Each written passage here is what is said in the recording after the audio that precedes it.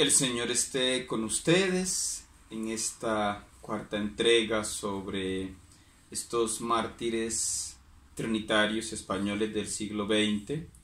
Vamos a entrar ya en un caso particular que es el de los mártires de Alcázar de San Juan. Y para entrar un poco más en ese contexto, conviene explicar algunos términos que se usaban en esa época. Los nacionalistas llamaban checas a los centros de detención ilegal que tenía el Frente Popular. El Frente Popular era ese gobierno de la Segunda República, pero que permitió que sindicalistas, por ejemplo de la UGT, Unión General de Trabajadores, que estaba afiliada al PSOE, al Partido Socialista Obrero, partido que precisamente ha seguido gobernando en España en los últimos años junto al PP, que es el Partido Popular. Este partido PSOE fue uno de los activos en esa persecución religiosa. También estaban los anarquistas de la CNT, Central Nacional de Trabajadores. Ellos también fueron dotados de armas por ese Frente Popular.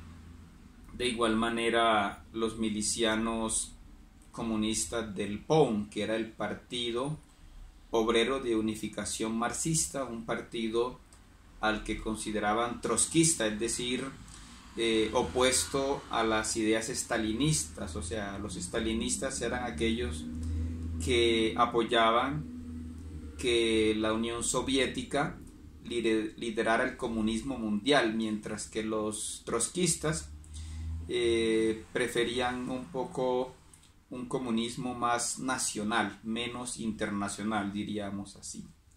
De igual manera, todos estos partidos socialistas, comunistas, anarquistas, republicanos, más los partidos regionalistas del País Vasco y de Cataluña, se unieron para la persecución religiosa, armaron a los sindicalistas, a campesinos, y permitieron que esos lugares le llamaban checas porque así era el nombre de esa forma de perseguir que había en la Unión Soviética.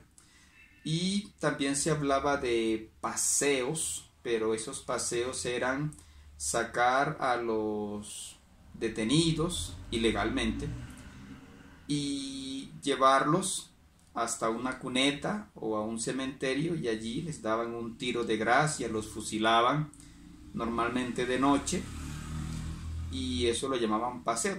Los vamos a llevar a un paseo. También le llamaban sacas, como extraer.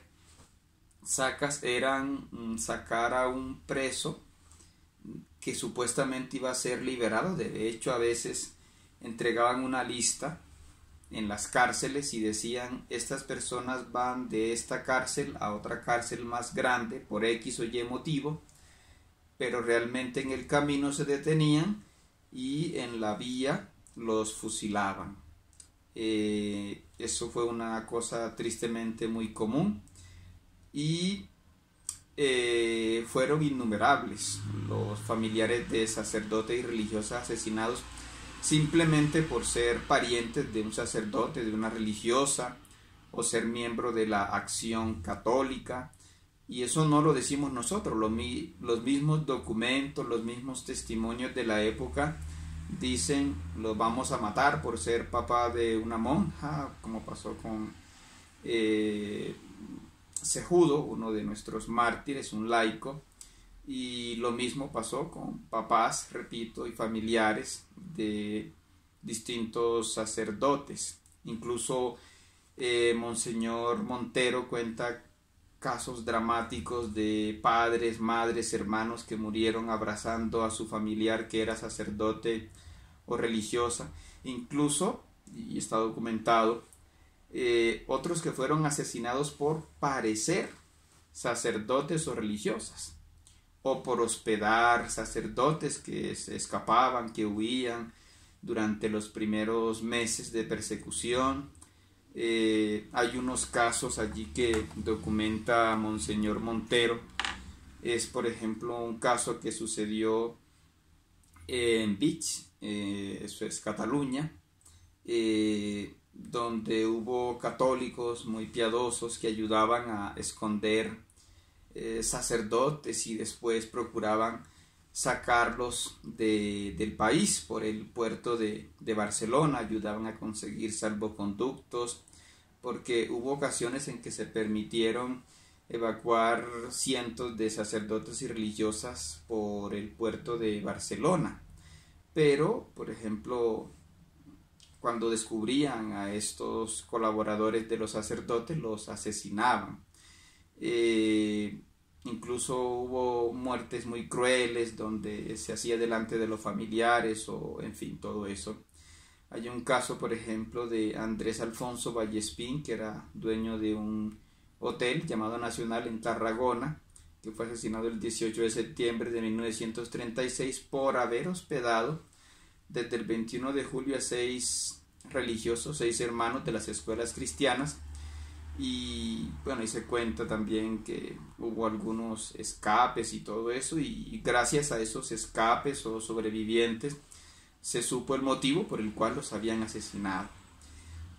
También otro caso, para no extendernos, es el dueño de una pensión en Manzano, en Madrid, que fue asesinado el 18 de septiembre de 1936 junto con sus huéspedes. Uno de ellos era el salesiano Salvador Fernández, había otro sacerdote y 3 huéspedes más, o el de Anita Fernández, que era parroquiana de la Consolación de los Agustinos de Madrid, que sobrevivió el 31 de julio de 1936 a 22 balazos tras haber hospedado en su casa a un salesiano, 2 agustinos y un diocesano. Y junto a ella sobrevivió el agustino Evaristo Seijas, mientras que los demás murieron, ¿no? Repito, todo eso lo cuenta Monseñor Antonio Montero en su Historia de la Persecución Religiosa en España. Entramos al caso de los mártires de Alcázar de San Juan, eso es Ciudad Real en España, y estos mártires nuestros fueron asesinados el 27 de julio de 1936. 4 de ellos eran sacerdotes. Junto a ellos fueron asesinados 6 religiosos franciscanos y un novicio dominico. Y el 12 de septiembre de 1936 el hermano Esteban de San José, que no fue asesinado en ese primer grupo porque estaba hospitalizado por bronquitis. Estos religiosos habían rechazado marcharse o salvarse. Normalmente a veces tenía algún amigo y decía, te puedo salvar a ti, pero y esto es un caso muy común. Los religiosos que murieron mártires rechazaron siempre salvarse ellos solos o salvarse si eran asesinados el resto, preferían morir juntos, incluso algunos se entregaban, ¿no? Y a ellos, a los mártires de Alcázar de San Juan, los quería la gente en ese pueblo, les insistían que se marcharan, incluso el alcalde local. Algunos de ellos habían sido incluso estudiantes en colegios religiosos, pero ellos insistieron en correr la suerte de todos los demás. ¿Quiénes eran estos mártires de Alcázar de San Juan? Pues la mayoría eran vascos. Eran, por ejemplo, el ministro local, el padre Hermenegildo, el padre Buenaventura, que por ejemplo era uno de los que decía, no, aquí no creo que nos pase nada porque todo el mundo nos quiere. Estaba el padre Francisco, que murió, por ejemplo, gritando Viva Cristo Rey, una cosa común en esta época, inspirados en lo que había pasado en la Revolución Mexicana, donde la mayoría de los cristeros y otros creyentes murieron gritando Viva Cristo Rey, que se hizo muy popular en España también este grito antes de morir. Estaba el padre Antonio, que era organista y que cuando venían a buscarlos, a capturarlos, consumió todas las formas para evitar la profanación, algo que tristemente fue frecuente en la guerra civil, porque ellos sabían de la presencia de Cristo allí y disparaban o profanaban el sagrario. Y estaba Esteban, que como decimos era hermano, era religioso, era el cocinero.